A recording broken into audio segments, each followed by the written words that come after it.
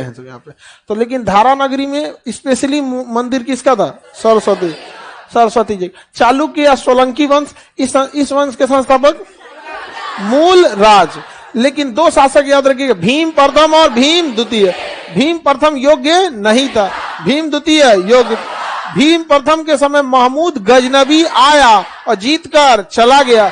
भीम द्वितीय के समय मोहम्मद गौरी आया और हारकर चला गया। हालांकि भीम प्रथम का सामंत अर्थात सेनापति विमल शाह, जिसने दिलवाड़ा का जैन मंदिर। आज पढ़ना हम लोग को कौन सा वंश? चौहान वंश। चौहान वंश की राजधानी अजमेर थी। क्या थी? अजमेर थी राजधानी, अजमेर थी। इस वंश के संस्थापक वासुदेव।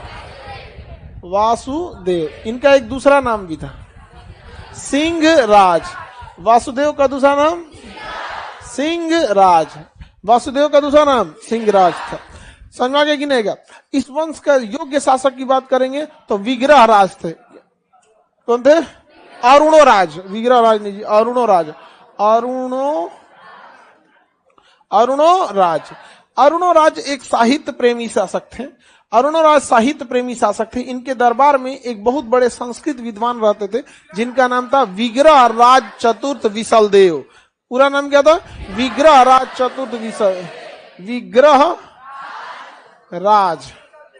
विग्रह राज चतुर्थ विसलदेव।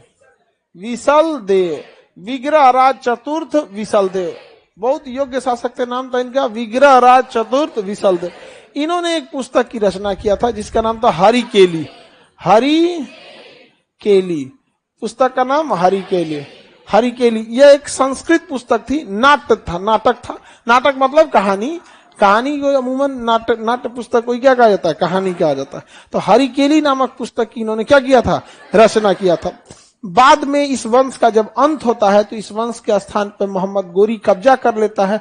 कुतुबुद्दीन ऐबक को ये जिम्मेदारी दे दी जाती है, वो अजमेर को कंप्लीटली ऑक्युपाई कर लेता है। और अजमेर में कुतुबुद्दीन ऐबक ने महज 2.5 दिन में एक मस्जिद बनवा दिया जिसका नाम रखा गया 2.5 दिन का झोपड़ा। अब आपको क्या लगता है 2.5 दिन में कोई नया मस्जिद बन जाएगा? अच्छा जाके देखिएगा ना, तो मस्जिद जो 2.5 दिन का झोपड़ा मस्जिद है वो एक पुराना किला टाइप का लगेगा वहां पर। तो वहां पर एक ना विद्यालय था। क्या था? विद्यालय। तो एक्चुअल में वो 2.5 दिन का झोपड़ा नहीं था, बल्कि क्या था? विद्यालय था। 2.5 दिन में रिनोवेट कर दिया गया। क्या कर दिया गया? रिनोवेट कर दिया गया। और वही मस्जिद हो गया। नाम क्या हो गया? 2.5 दिन का झोपड़ा। 2.5 दिन का झोपड़ा। कैसे पता चला विद्यालय है? क्योंकि जो पुस्तक है हरिकेली, उसके नाटक उसकी दीवालों पे लिखे हुए मिले थे।